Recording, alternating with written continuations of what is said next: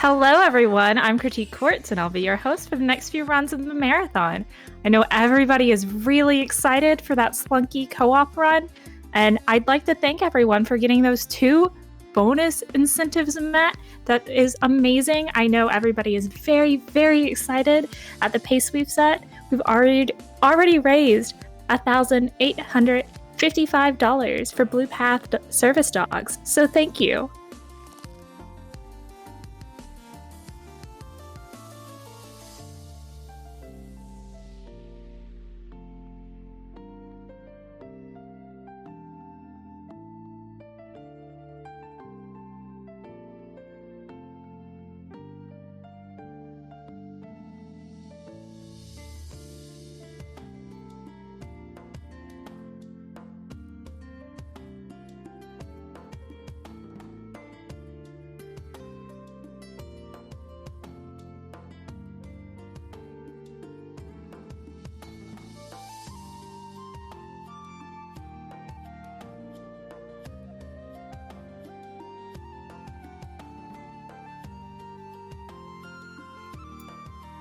All right, everyone. It looks like our next run, Spelunky by Dai, and GC is ready to go. So stay with me. Let's see this amazing cave diving fun.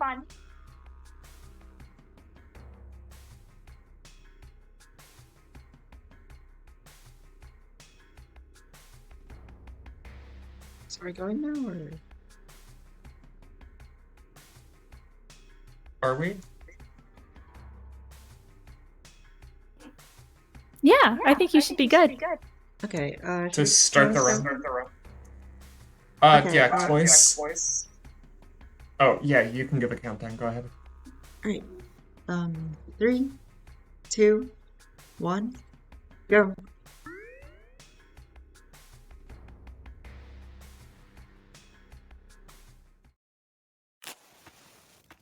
Alright, hello everyone. I am Cloyce, and I have with me Yandy in the commentary booth. Hello. And we are going to be watching a Spelunky co-op all journal entries run here, which is a very, very unique style of co-op run that is pretty unlike most other things.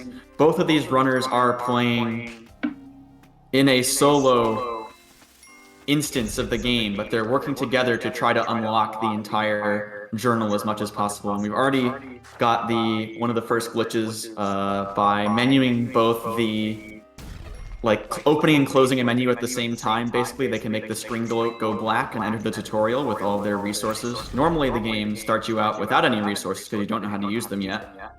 But other than that, by just doing this weird little menuing trick, they can prevent having to get resources, and you'll see they're already going to be using their bombs to blow up the terrain to get through the tutorial a little bit faster. So yeah, every run, because this is a completely fresh save file of the game, every run of this style is going to begin with the tutorial. So yeah, our runners are into the 3rd level of the tutorial. So because this is a co-op run, there's actually a very cool little trick that you don't normally see in Spelunky runs. So I think I have a bit of stream delay, but GC is going to go for a strategy known as tutorial warp here, where she's going to try to, again, menu into the journal at the same time as she leaves the level. And if she succeeds at that, you can see her spamming the journal. I'm probably like 10 seconds behind, though. But she did not get the tutorial warp, so that would put you into the 4th level of the game instead of the 1st. But she didn't, unfortunately, get it.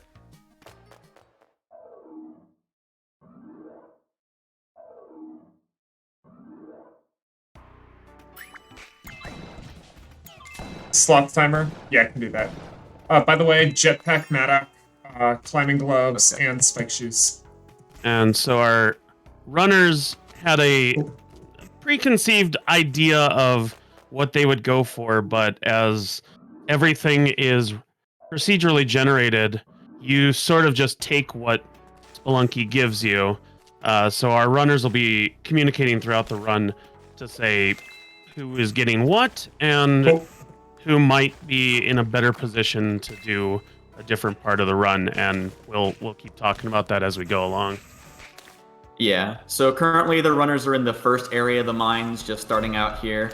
This is generally a pretty simple area with some fairly simple enemies, but they're going to be looking for. So I should talk about the journal. You'll see in the bottom center of the we're screen, gonna do the there's sloth a timer now. very big list of entries here. There's 114 of them that make up all of the items, traps, and monsters in the game, and they basically have to interact with every single one of them in order to get all the journal entries in this category.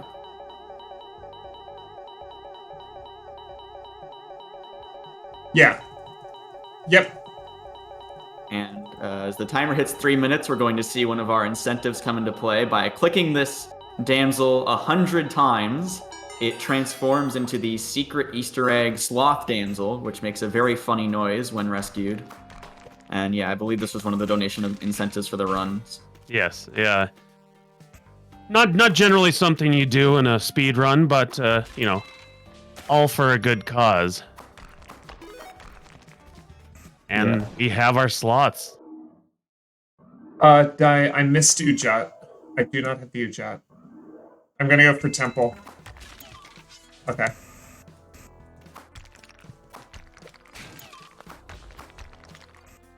Okay, so the big thing that these I found runners are going to be going for MBs. is the main secret ending of the run. There's 4 main worlds, and there's a 5th secret world called Hell, which requires a whole bunch of steps to get to. And so the hardest entries to get are the ones that are in that secret world because it's a very kind of convoluted process to get there. And so we already see that GC is into the black market, which is one of the first steps on the Hell chain in order to go get a secret item called the Ankh, which gives you a second life, but that would be nice to be able to use a second life wherever we want, but GC is going to be using that for that second life for a very specific purpose a little bit later, hopefully. And also getting the bees level feeling. So there's a lot of kind of rare level feelings, we call them. They're like little modifiers onto the run and onto an individual level. And they have to kind of identify and collect each of those in order to complete the journal. So there's a lot of kind of uncommon or rare entries that makes this run have a lot of RNG to it. But with 2 people instead of 1, it's pretty nice. In the BM, good bombs, jetpack. So both runners are now in the black market. They did say that both of them are going to go for the Hell run just in case one of them dies. Since this game is a roguelike, if they die, they go all the way back to that first area, the mines, which would set them back a lot. So to make sure they get those pesky entries in the final area, Hell, they are both going to attempt the Hell run here. So that's kind of the big linchpin here, is making sure that Hell run goes well. And as they get closer to the temple level, you'll see them. They'll be communicating to see which has a better chance at a Hell run, and which might be stopping in the temple, because there are a couple things in the temple where you sort of can't continue a run. One of the items on the tracker is lava, and the only way to get that is to die to lava. So you'll see one of the runners jump in a lava pit, which is intentional. Yeah, another entry that functions that way is the spikes, because the only way to get the spikes entry is to die on spikes. Oh, this is very good. Die has just found the rare wet fur level feeling, so this is about a 1 in 10 to appear on any given ice caves level. That is and very that gives you the... Oh my god, that shopkeeper. That gives you a Yeti King in this very chaotic area. Oh my gosh. But that Yeti King journal entry is one of the rarer entries to get in this run, so the fact that she was able to get that out of the way early is very, very beneficial to the run.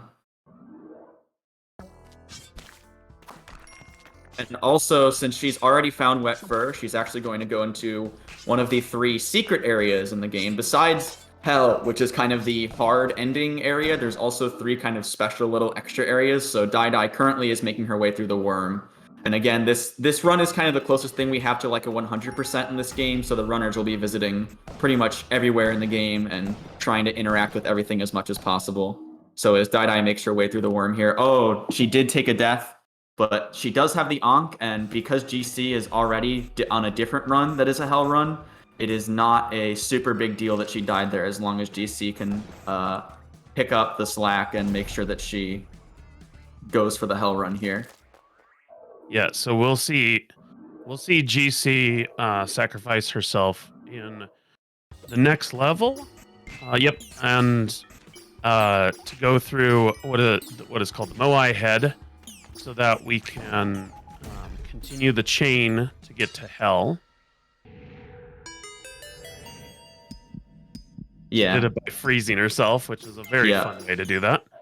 So the head jet, which she just collected from the Moai head there, is the next step in the process, the big long step process for getting to hell. She will need that head jet later to enter a golden door in a couple of levels. And right now she's killing mammoths on the final Ice Caves level. The mammoth enemy has a 1 in 10 chance of dropping the freeze ray, which is a very, very useful item for certain pesky entries later on, because there is... Oh, that's really nice. She just got a teleporter. So there is a couple of entries that are pretty annoying, and one of those is the Magma Man. The Magma Man is made of fire and cannot be killed by most normal means. In order to interact with something for the journal, you have to either kill it or die to it. But one way to kill the Magma Man is to teleport directly into it, which is convenient because GC just happened to find a teleporter randomly in a crate on the level before she went to the temple where the lava is. And you see these little fireballs are trying to come out of the lava at least, and we'll see if she can pick up that entry here. This is definitely one of the more annoying entries to get. And die chaotically through the mothership, but the mothership, a very explodey area, has a lot of things in it. As far as I can tell on their tracker, neither of them, Dai did not miss anything from the worm or the mothership, so it looks like they are on a very good track on this run right now. And I will point out, Dai making great use of the Chris knife right now. Both the worm and the mothership have super powerful secret weapons inside of them. And in this case, the Chris knife is a weapon that replaces the standard default whip that the Spelunker has with a knife that instantly kills everything in the game, pretty much. So you'll see her using that on some of the bigger enemies in this temple area. And GC, meanwhile, is looking for a little bit of health. So grab the sloth. And also looking for the scepter, which is held by Anubis. And another step in the chain to get to hell. And it looks like not a great spawn for Anubis. Yeah. We do need the scepter that Anubis drops here, but he tends to spawn in some of the worst possible locations. No. Oh no! Oh, that is a Spelunky death if I've ever seen one. Stray bomb stuck by Anubis. Blew up the Kali altar, which makes Kali very angry, and she immediately spawns right about 16 spiders directly on top of you, and GC unfortunately succumbed to that, and as is in roguelike tradition, they are now all the way back to the beginning, but don't worry, the run hasn't completely restarted. They still have worked toward the journal entries that they have so far, and they only have a few left, but missing those hell entries at this point is going to be somewhat difficult to deal with. So they're going to have to make sure they get another hell run started right away in order to finish this run in a decent amount of time.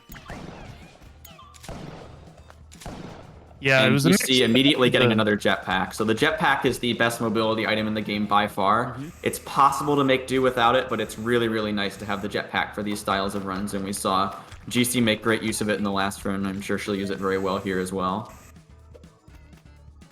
And you're also going to see GC probably make a sacrifice to Kali.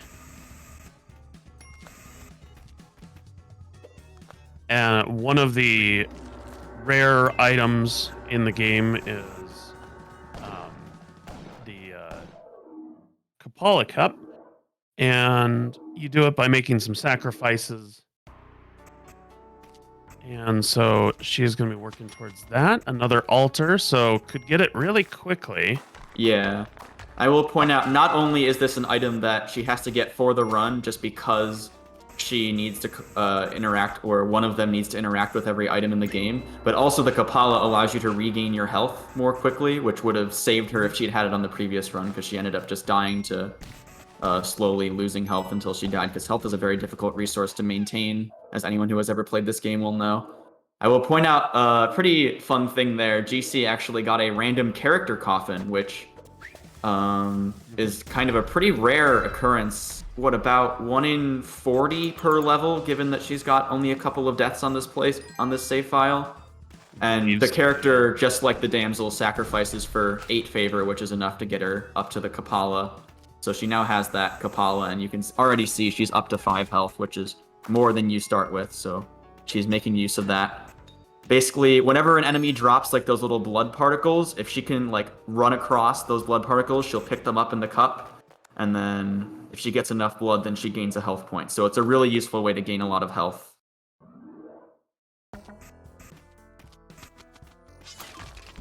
And I will point out one thing about the state of the run right now. Although GC has the better loadout right now with the jetpack and the Kapala, she did not pick up the Ujadai.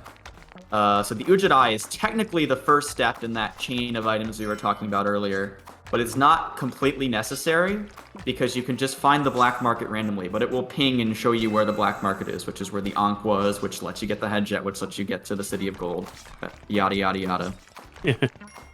But that first step is not necessary, but because she doesn't have it, it's unlikely she'll be able to start a hell run here, whereas Dai got the Ujadai, found the black market, and is already onto another hell run. Unfortunately, it looks like once again she did not get a jetpack, but hopefully she'll be able to make do. And an exposed black market entrance. Oh, there we go. This is what I was talking about. You can see those leaves in the wall, and GC recognizes them immediately, so she's not going to need the Ujadai, and she will be able to start a hell run here, which is nice. So again, we've got 2 different hell runs going on. Is now a good time for some donations? Yeah, we're just kind of running through the same areas again since they both died, so go ahead. All right, we have a $20 donation from JPlay. They say, good luck and have fun, Dai and GC. Thank you for that $20 donation. And we have Hazelzel, who donated $20 and says, in besties we trust. Less than 3. Thank you both so much for those donations. Remember, if you want to donate, just type !donate in the chat. Yeah, I got to shout out JPlay and Hazazel, both dedicated Spelunky community members. We've probably already seen them in chat. Dai is currently facing against another one of the random level feelings that in the game and dropping 4 bombs onto that giant fish. That is one of the journal entries down. There's only a few left at this point. Getting to hell is going to be the main thing. Yeah, they're still looking. Both of them will still be looking for a haunted castle. That is one of the level feelings in the jungle. And that's that, and the other random thing that holds up a lot of this type of run is a trap in the temple, which they have not found just yet, but you know, they've got a couple opportunities right here. Yeah. Let me see. I'm looking at the tracker for any other miscellany. I will point out they also haven't gotten the boulder, so each of the idols in the game, the golden idols, the face of the game itself, the actual icon, when you pick it up in each different area, there's a different trap that activates, but not every level has an idol, and sometimes they're a little bit out of the way. So the mines, the first area in the game, has an idol that spawns a boulder on you, and the boulder entry, they haven't activated that trap yet. And additionally, the ceiling spikes trap, which you can see right next to the boulder in the bottom right of the tracker, also hasn't been activated, and that one's in the temple. Because it's so far into the run in the temple, it can be pretty difficult to make sure you find that kind of somewhat rare little sub-room with the idol and the trap. Mm-hmm.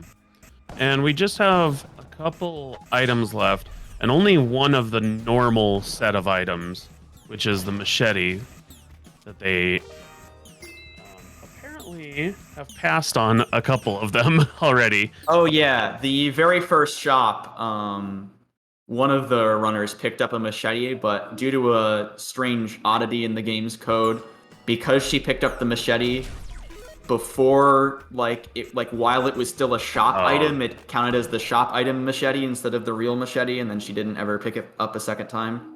So they are still missing the machete for that reason. I have definitely lost. This game has a lot of excellent jank like that. Mm-hmm.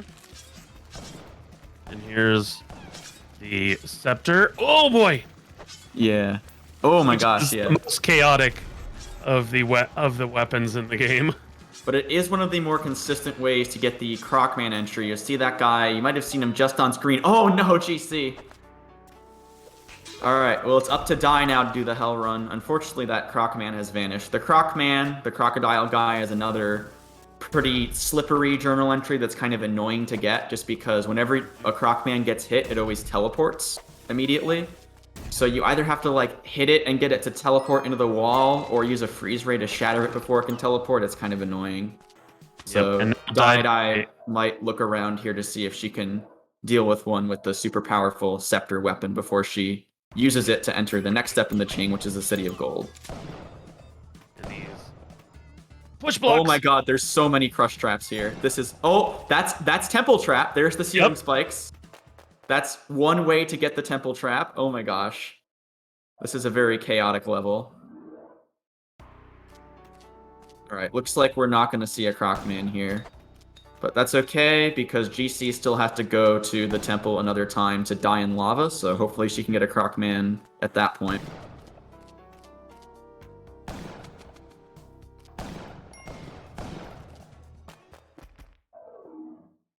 And now Daidai is on to the City of Gold, one of Yep. the hidden areas along the path towards Hell. Yep. So this has the Book of the Dead in it. This is the final key item in the chain we've been talking about, and it summons Anubis Reborn, the second iteration of Anubis, but 2 bombs swiftly take care of him. And Daidai is now onto the regular final boss, Olmec, which would normally be where you finish the game in an any percent run. But because we're going to Hell to get all those entries in Hell, she will be using Olmec to stomp down and get into the secret door at the bottom of Olmec, which takes you to Hell. But actually, it looks like first she's going to go up top here. There's usually a lot of crates, which can help her get some useful items. Oh yeah, she just got a bomb box. That'll make things a lot easier in Hell. Yeah, she's looking pretty good for resources. A little light on health, but she might be looking for that machete. Yeah. Because the machete is a relatively common item in crates. I want to say it's got like a 1 to 2% drop rate, which is more common than... Oh my gosh, GC. Which is more common than most items. But yeah, we're just going to see... Daidai has plenty of sticky bombs here, so the Olmec, she's going to make quick work of the Olmec fight by doing a strategy known as cascading, where she just has the bombs all drop through and make a 4-wide hole, perfectly sized for Olmec to fall into. And there's that secret door. You have to ride Olmec's head as a platform, and that door will not be open unless you have the Book of the Dead or do a weird trick that we won't talk about, because it won't be necessary.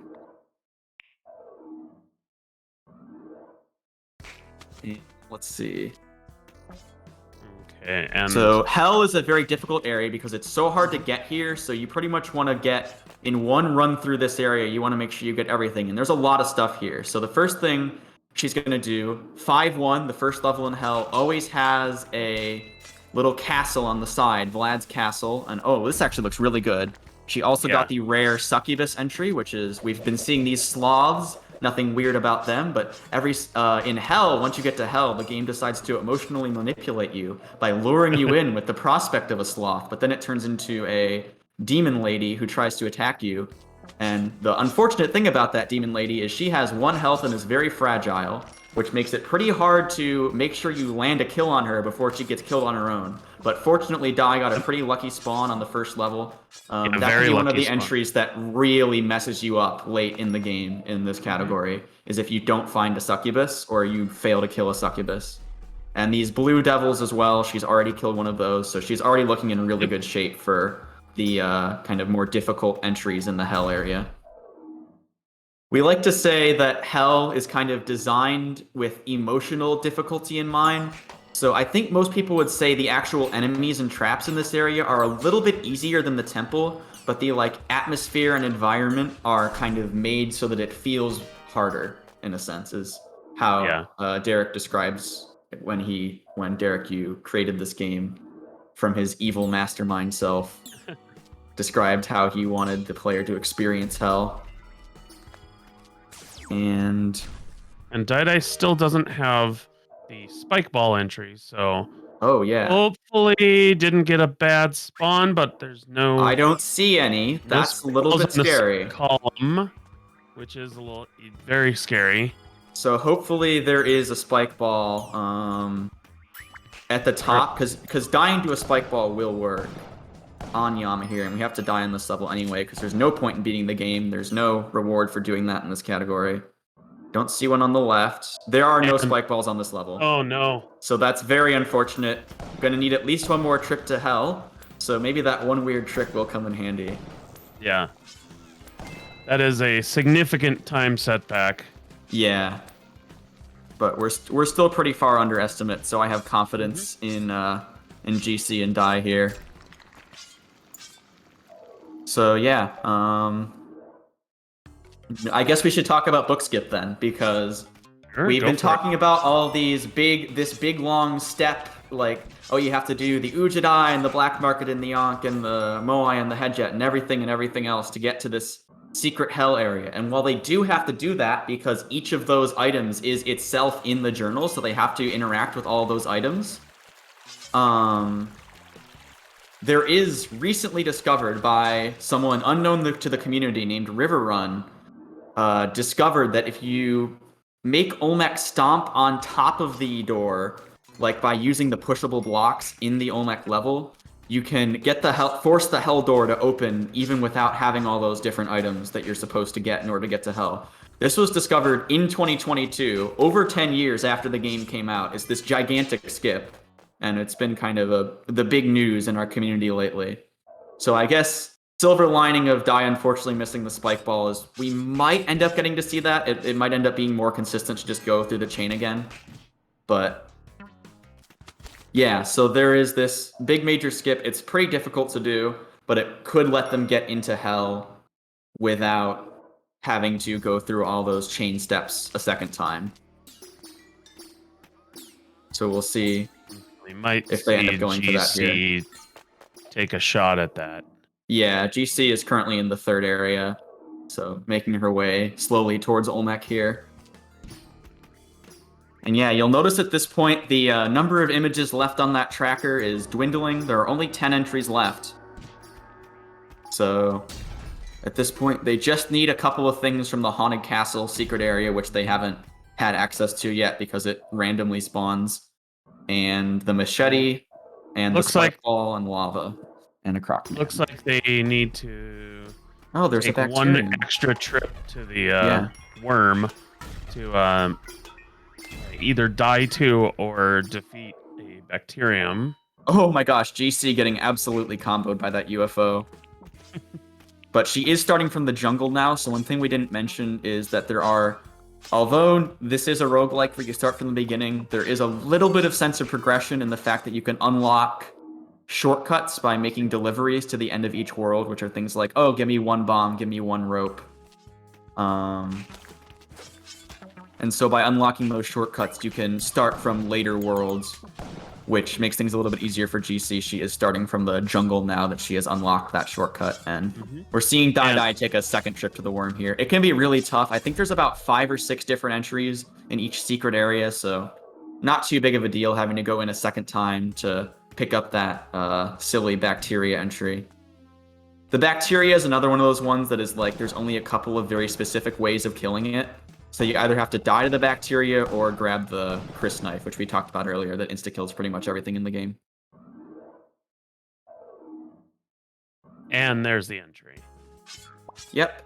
Did she just blow one up? Yeah, okay, that works too. Yep. Just used a bomb, and now she can reset. And GC is about to, speaking of the shortcuts, is about to deliver a shotgun to our tunnel man. Which will unlock the next shortcut, which is going to make... she can get through this very terrible exit. There we go. Yeah. Yeah, those tiki traps, they deal 4 damage, and you start with 4 health, so they pretty much always insta-kill you, and they like to spawn in pretty much the worst possible locations. Consistently. So yeah, now GC has access to the Ice Cave shortcut, which is the third area, which is going to let her start from much later in the game and hopefully get to those entries that are later in the game a little bit sooner. Oh, more wet fur. Oh my gosh. This is very silly. Well, fortunately, they didn't have to go searching very hard for wet fur levels. So Yeah. that worked The out wet very fur nicely. It's supposedly is very rare, but it is Supposedly. bad for speedrunning, so it likes to show up more often than you might think when you don't want it to. But it is very good for all journal entries. Yes, because it is required, because you need to kill the Yeti King, who only appears there.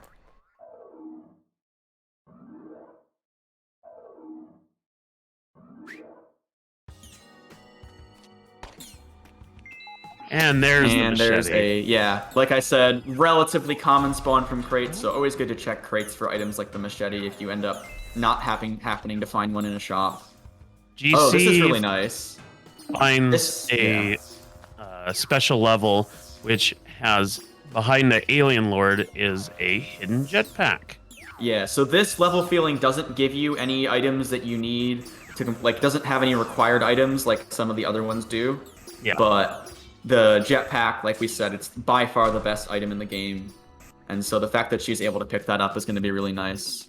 Yeah, and it's honestly worth the extra 20, 30 seconds to pick it up in a longer run like this. Yeah, especially for the safety of having it. And she actually picked it up pretty fast. She threw a landmine at the mini boss and took her out pretty quick. Mm-hmm. Or him, I guess, Alien Lord.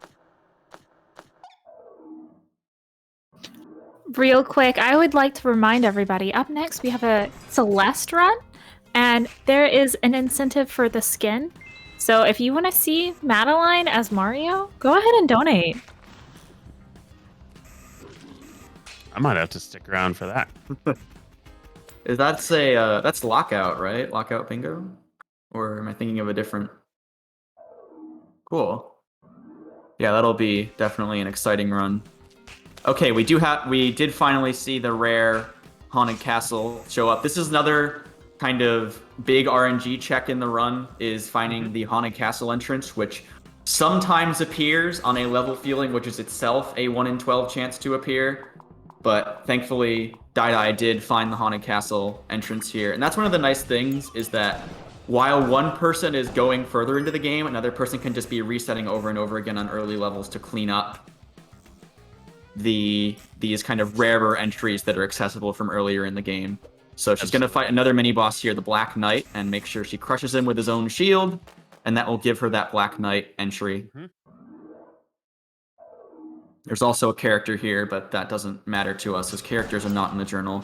Oh, do we get no Green Knights? Okay, so a common enemy, supposedly very common enemy that is unique to that area is the Green Knight. However, none of them spawned because marathon luck.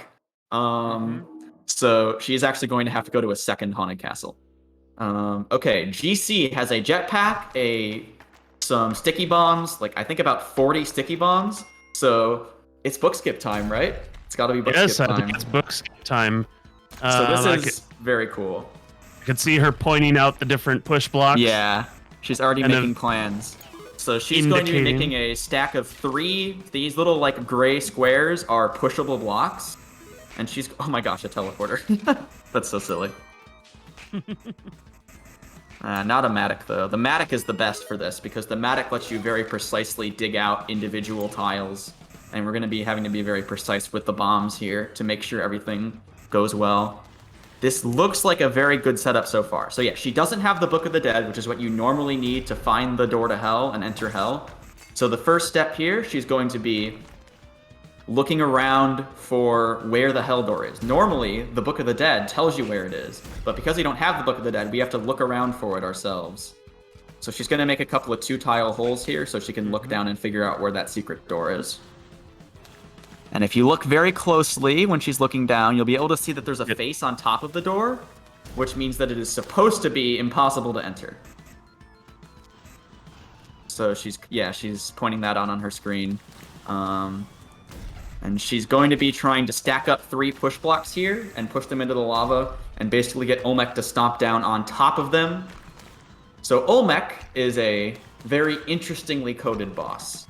And the way he works is whenever he does his signature stomp attack, he looks at everything in the floor array below him and he says, I'm going to delete everything there because I want to stomp down and delete all the tiles that are there. Now, unfortunately, when they were making this game, they just forgot a couple things, so even though the door, like, that's not a tile, that's not a terrain piece of terrain you can destroy. The hell door is not a piece of terrain, it is a door. It just happens to exist in that array of floors, so if Olmec stomps down while he is intersecting that secret door, it will just bust right open. And you'll see right now, GC is putting on her best puzzle gamer brain to figure out how to get a stack of 3 blocks without accidentally destroying them with her bombs. Doing some advanced calculations. Yeah. But she is no stranger to this strategy. She's done it quite a few times on many difficult challenge runs. She just got some precision bombing. Yeah, this looks good. And then she's going to blow up those tiles, and it should drop it onto there. Yeah, okay. Nice. Yeah, so she got her stack of 3 tiles. And now she just needs to make a hole to push them into. And, okay, she's going to show off, let me see, I have a diagram for this. So, this is a very niche emote that I have created, which uses the keyboard layout of a QWERTY keyboard as a mnemonic to remember how you're supposed to stack the blocks so they don't all crush each other. Because push blocks are another very well-programmed part of this game. And if you push them in the wrong ways on top of each other, they tend to, basically, get pinched inside of each other and get crushed, which is not what we want to happen, because we need all 3 of these blocks. So she has arranged them in a very peculiar-looking stack to make sure that they don't all get crushed, and so that she can, climb over them effectively and things like that. And now she's making the hole to push them in, and then we'll bring Olmec over pretty soon. This is a pretty convoluted process to make this all work. I'm simplifying group, but yeah, this is the most optimal way to have them. So this is a little bit scary because there's not a lot of terrain left for Olmec to be on. So she's gonna have to be pretty careful here. Here comes the, watch closely on GC's screen here. We have a face, we've got a door. Let's see here. Hopefully this goes well. So she's gonna need to move Olmec over here. Yeah. She has to be careful not to stomp too early because Olmec has a tendency to, I don't know. Basically, this trick is really finicky. Is all I can say. I have practiced it and learned it myself, and I can tell you this trick is pretty scary. Oh my gosh. Okay. So push in the tiles and then get Olmec to stomp, and we're good. Okay. Oh, okay, hold on. We have to make sure Olmec goes back in the hole. We still need to use his head as a platform to get in there. I need a little help from our friend Olmec. Yeah, it's a little bit more. So she's just waiting it out. Oh my god, she almost got crushed. Yep. So, alright, and that is the very intended, normal way to get into hell, just what we were expecting to see. I hope that was enjoyable. And now she just needs to blow up or die to a spike ball. And that'll be the objective that we came here for, because that was the only hell entry that Dai didn't get on her first pass through hell. And there's the spike ball. There it is. Yeah, nice. And jump in lava. Oh, and she can die in lava. Yeah, because... And yeah. of course... Oh, there it is. And now we have one it's just the Croc Man. Item left. Yeah. So both runners will be headed to the temple to try to kill a Croc Man. Or die to one. At this point, they don't need to be alive for anything else, so dying to one will work as well. That's the nice thing, is that dying to things is a valid way of getting the entry. Which means sometimes deaths aren't always a bad thing. Sometimes the easiest way to get a tough entry is just to die to the enemy instead of trying to do whatever convoluted thing you need to do to kill it. So yeah, at this point, they're just going to be looking to either kill or die to a Croc Man. And time will be whenever that last Croc Man image disappears from the tracker, and we will know that they have collected that entry.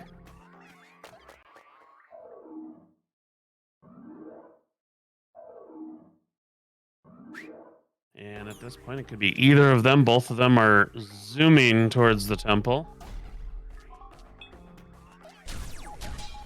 Yep. At this point, it's basically just a race to the temple to find that Croc Man.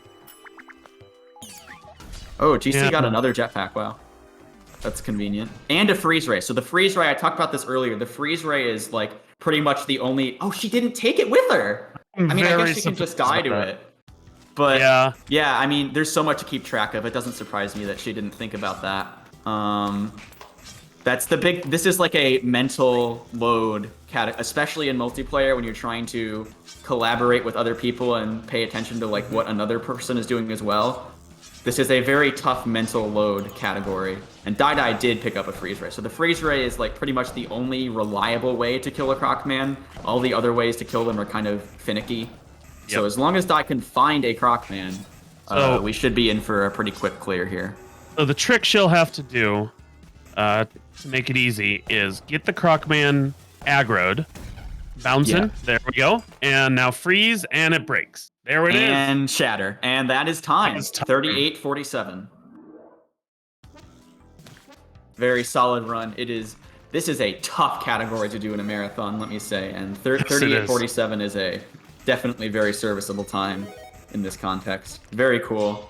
You love to see it. Oh, look at that. GC, show us the diagonal of push blocks over there. That's a cool generation. It's up and to the left of where you are. There's a diagonal of push blocks. Ah, very fun. Yeah, so this is the fun thing about this game. The random level gen, we get to see funny little new things like this every day. But yeah, it's kind of like Minecraft in that way. Every world's different. You can always find some silly terrain. Mm-hmm. And congrats to our runners. Both of them did very well. And you know, there were some hiccups along the way. It was all planned so that we got to show off Bookskip, our brand new 2022 discovery. Had to show off Bookskip. The shopkeeper giving GC the 30 bombs and paste on 4-2 was in on it. Mm-hmm. Absolutely. And I think we're moving into eggplant run now. Is that right? Because of the incentive? Yes, that incentive was met. So yeah, Dai will be doing wait. I apologize. Okay, we're going to go to a break screen real quick to get that set up. So all right, give us a few seconds. We'll be right back. Yep. Yeah, because we got to switch to the solo. Yep, cool.